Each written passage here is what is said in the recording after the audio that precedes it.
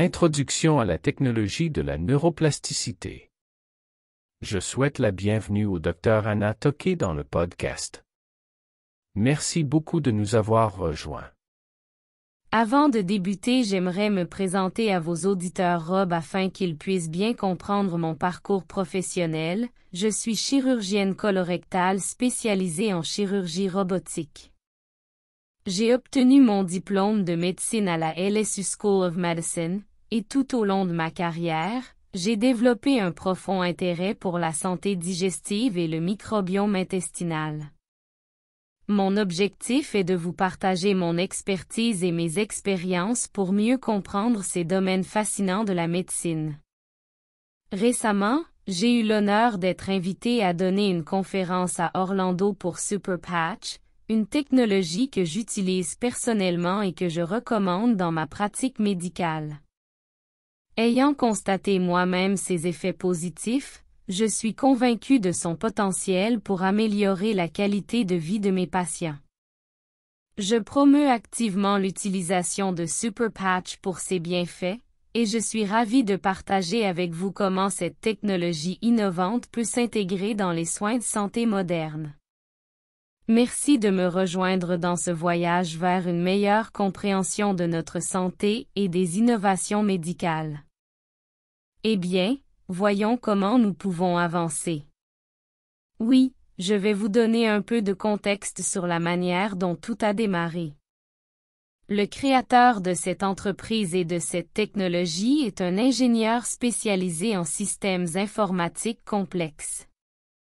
Sa mère souffre de sclérose en plaques, CEP, et cela l'a conduit à s'intéresser à la neurologie et à la neurophysiologie.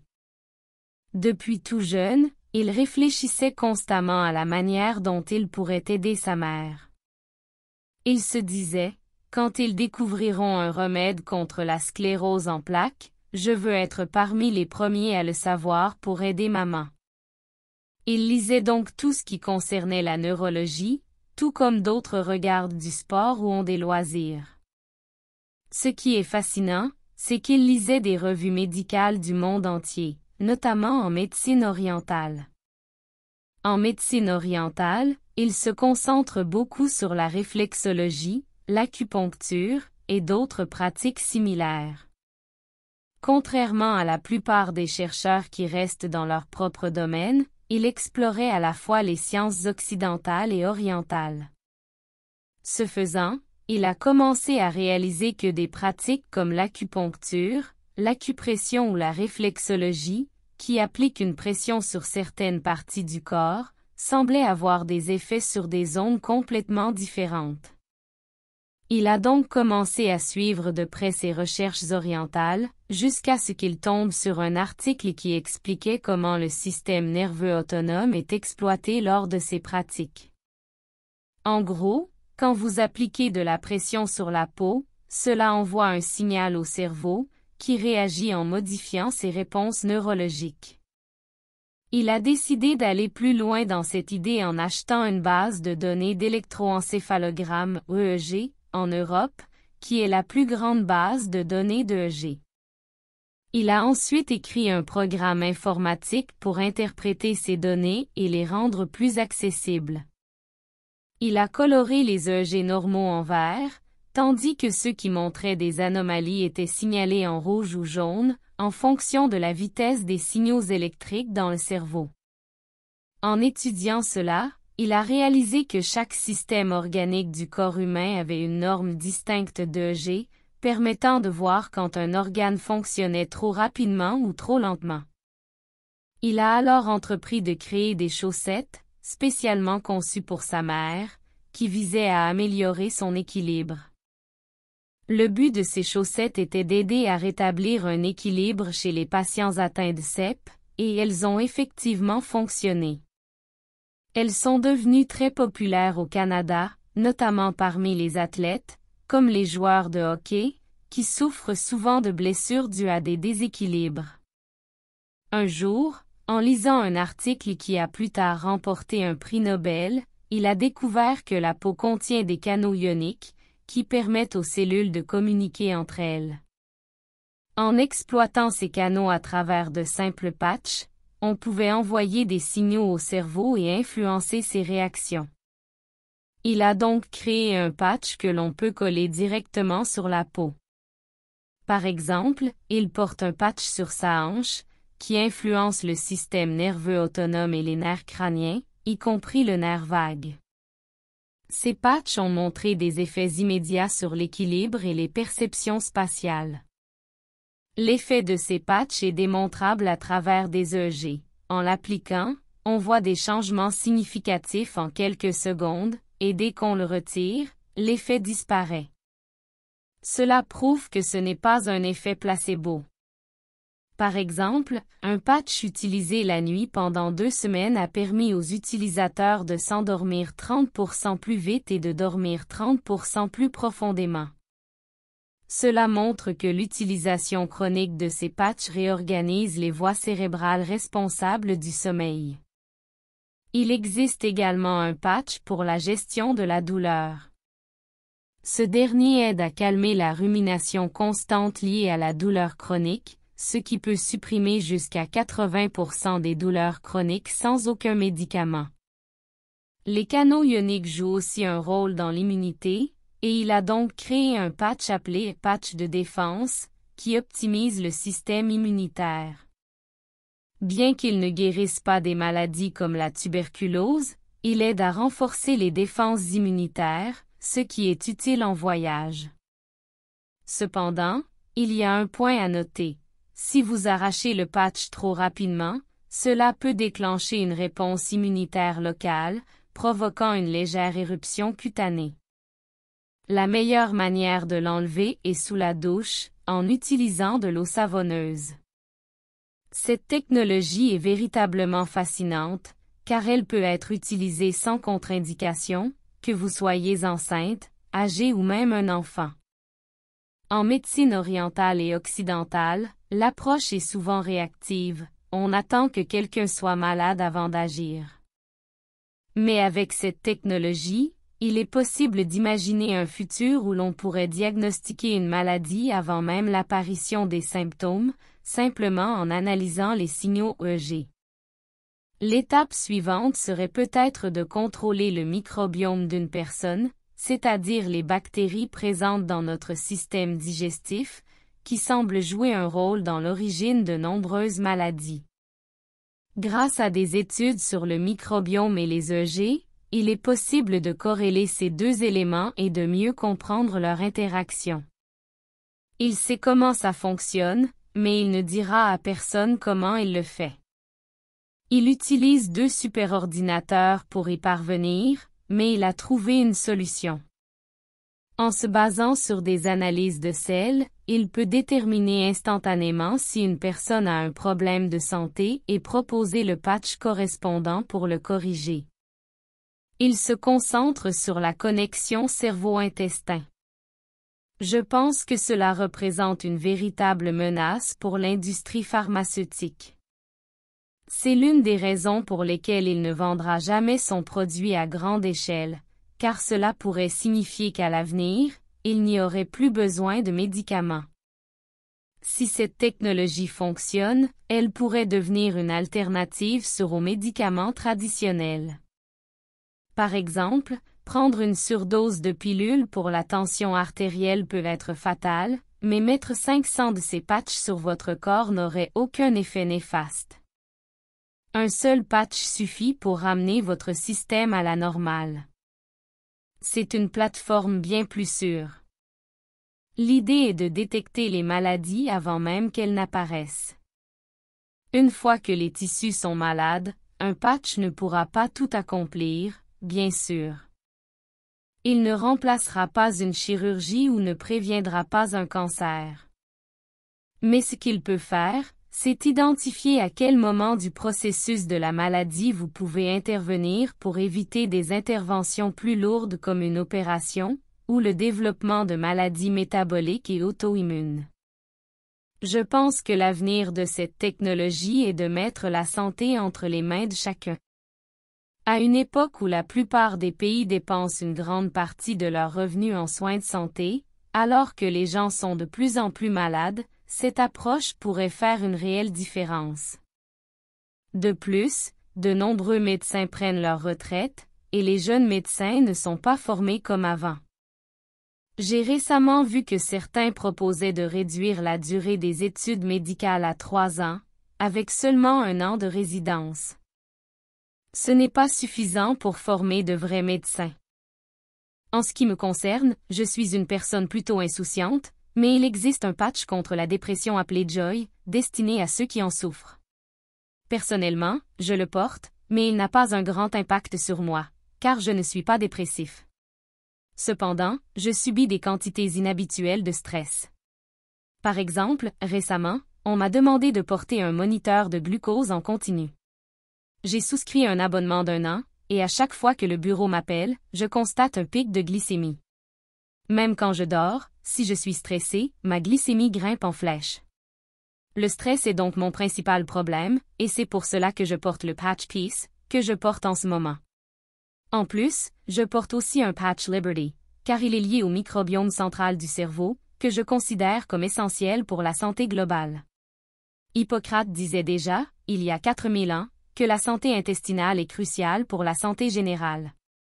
Je porte donc un Patch Liberty, car il influence le nerf vague. J'ai aussi une maladie auto-immune qui affecte mes articulations et mon équilibre, donc ce patch m'aide également à cet égard. Et avec le patch anti-stress, j'ai remarqué que je n'ai plus de pic de glycémie extrême, sauf si je consomme des aliments riches en sucre. J'utilise aussi le Patch Freedom pour soulager la douleur lorsque je fais de l'exercice. Grâce à cela, j'ai pu retrouver une certaine mobilité articulaire. Au cours des 3 ou 4 derniers mois, ces patchs ont eu un impact énorme. Ce n'est pas immédiat, bien sûr, car le corps humain ne réagit pas instantanément, mais les résultats finissent par se faire sentir. Lorsque vous portez le Patch Peace, votre EEG ressemble à celui d'une personne qui aurait médité pendant 6 heures. En gros, il permet de calmer le cerveau en quelques minutes, un effet que des moines bouddhistes atteignent après une longue journée de méditation. Le Patch Liberty et le Patch Peace ont tous les deux un effet direct sur le microbiome et le système nerveux autonome. À mon avis, ces 2 patchs, combinés avec d'autres innovations, pourraient être la clé pour contrôler encore mieux la santé intestinale. Je pense que le Patch Victory, qui est utilisé pour améliorer les performances athlétiques, pourrait aussi avoir des effets similaires. Il est très similaire au Patch Liberty, mais il se concentre davantage sur le cervelet, alors que le Patch Liberty agit plus sur le système nerveux autonome. Des athlètes professionnels, des joueurs de la NFL, des Olympiens, et même des golfeurs portent ces patchs. Ils améliorent leur vitesse, leur récupération, leurs réflexes et leur capacité globale de 20 à 30%. Une étude menée par l'Université d'Arizona a même testé ces patchs sur des équipes de football pour mesurer ces améliorations. Il montre comment cela fonctionne sur un terrain de football. D'autres sports ont été testés avec des personnes ordinaires qui faisaient des exercices, bien sûr, mais ils ont pris une équipe de football de l'Université d'Arizona, des athlètes de haut niveau en Division 1, et leur ont fait passer des tests rigoureux pour voir les effets du patch. On espère que cette étude sera publiée bientôt, mais je n'ai pas encore vu les résultats. Il est intéressant de constater que certaines personnes âgées, qui ont des problèmes de mobilité, peuvent bénéficier du Patch Liberty pour aider à rétablir leur équilibre. J'ai même mis ma mère sur un Patch Liberty. Cependant, certaines de ces personnes, en particulier celles qui ont du mal avec l'athlétisme, pourraient avoir besoin du Patch Victory, car pour elles, se lever d'une chaise peut être comme un événement olympique. Le défi pour les utilisateurs non professionnels est qu'ils essaient parfois d'associer des patchs à des maladies spécifiques. Ce n'est pas conçu pour cibler une maladie en particulier, mais plutôt pour traiter des symptômes spécifiques. Beaucoup de symptômes sont le résultat de processus physiologiques multiples, donc il est important de bien comprendre cela. L'entreprise doit être très prudente dans les déclarations qu'elle autorise. Par exemple, ces patchs ne remplacent pas les médicaments ou un médecin, mais il y en a un qui peut réellement aider à abaisser votre A1C, et pourtant, ils ne peuvent pas le commercialiser pour cela à cause des régulations strictes de la FDA. Tous les patchs sont enregistrés auprès de la FDA, mais ils ne sont pas considérés comme des médicaments, plutôt comme des dispositifs médicaux, similaires aux bandes kinésio ou aux orthèses. Ils ont mené une étude qui montre que ce patch aide à contrôler la glycémie, mais ils ne peuvent pas le vendre avec cette allégation. Il est en concurrence directe avec l'industrie pharmaceutique, et ces grandes entreprises lui ont déjà offert $1 milliard pour sa technologie, mais il a refusé de vendre. Il ne veut pas que cela tombe entre les mains des pharmaceutiques, car il pourrait simplement le mettre dans des boîtes où personne ne le verrait jamais. C'est une solution abordable, facile à utiliser, qui pourrait bénéficier à des pays sans ressources ou aux personnes vivant dans des villages éloignés sans accès à des pharmacies. C'est pour cela qu'il doit être très prudent avec ses déclarations, car même si ce n'est pas un médicament, il peut avoir un impact significatif sur la santé. C'est un peu comme une béquille. Cela ne guérit pas directement, mais ça soutient pendant que le corps se guérit lui-même. Cependant, avec le temps, notre corps, comme un vieil ordinateur, commence à faire des erreurs. Parfois, le cerveau entre en état d'allostasie, ce qui signifie qu'il cesse d'essayer de corriger certains problèmes après les avoir trop longtemps ignorés. C'est pourquoi, par exemple, une glycémie normale peut soudainement augmenter sans raison apparente. La question est de savoir combien de temps il faut pour inverser cela. Probablement des années. Il se peut qu'en portant un patch pendant une longue période, disons 10 ans, on puisse théoriquement atteindre un point où le cerveau n'a plus besoin de stimulation extérieure. Mais cela reste une hypothèse à vérifier. Une fois que vous avez subi certains dommages, comme un remplacement du genou, il est difficile de revenir en arrière. Même si vous marchez normalement après une opération, votre corps et vos signaux neurologiques ne seront jamais tout à fait les mêmes. Mais le cerveau a une incroyable capacité d'adaptation, et il est possible qu'un jour, nous puissions trouver des solutions plus permanentes. Il y a même des recherches fascinantes sur la façon dont on peut déterminer, grâce à un EEG, si quelqu'un vieillira bien ou non. Il semble qu'il y ait une partie du cerveau qui sait si vous êtes en bonne santé, et cela peut être mesuré bien avant que les symptômes n'apparaissent. Par exemple, les personnes autistes ont souvent des difficultés à interagir avec les autres parce que cette partie de leur cerveau, le moi, ne fonctionne pas correctement. Si on pouvait voir cela dans un EEG, imaginez qu'on trouve un patch pour aider ces enfants à se reconnecter avec leur environnement, sans aucun médicament. Ce serait révolutionnaire. Il y a une partie du cerveau qui, dès un jeune âge, peut montrer des signes qu'une personne ne vieillira pas bien. Cela pourrait se passer sans que personne ne le remarque, jusqu'à ce qu'un autre problème apparaisse. Si cela est théorisé ou prouvé dans des études, cela pourrait complètement changer notre approche de la santé. Jay, le créateur de cette technologie, est implacable. Si une théorie existe, il la poursuivra jusqu'à trouver une solution. Il va contacter les auteurs des articles, discuter avec eux, et essayer de comprendre ce qui peut être fait. C'est ainsi qu'il innove en permanence. Peut-être qu'à l'avenir, on pourra scanner le corps entier à la recherche de maladies, comme dans Star Trek. Mais plus probablement, ce sera une combinaison d'un test de sel pour analyser le microbiome ou un EEG pour mesurer l'activité cérébrale. Et nous pourrions être plus proches de cela que nous ne le pensons. Nous savons déjà que des chiens peuvent détecter des cancers bien avant qu'ils ne soient détectables par des méthodes classiques. Si des animaux peuvent faire cela, il y a de fortes chances que nous manquions quelque chose dans notre compréhension des capacités humaines. C'est là que réside le potentiel fascinant de la nature et de la technologie. Merci d'avoir regardé la vidéo jusqu'à la fin. Je vous invite à découvrir la version originale en anglais, dont le lien se trouve dans la description. Si vous souhaitez obtenir plus de renseignements sur cette incroyable découverte, lauréate du prix Nobel de médecine 2021, veuillez consulter la description où vous trouverez toutes les informations nécessaires pour entrer en contact avec l'auteur de cette vidéo. Ainsi qu'une annexe où vous trouverez des liens utiles pour votre santé.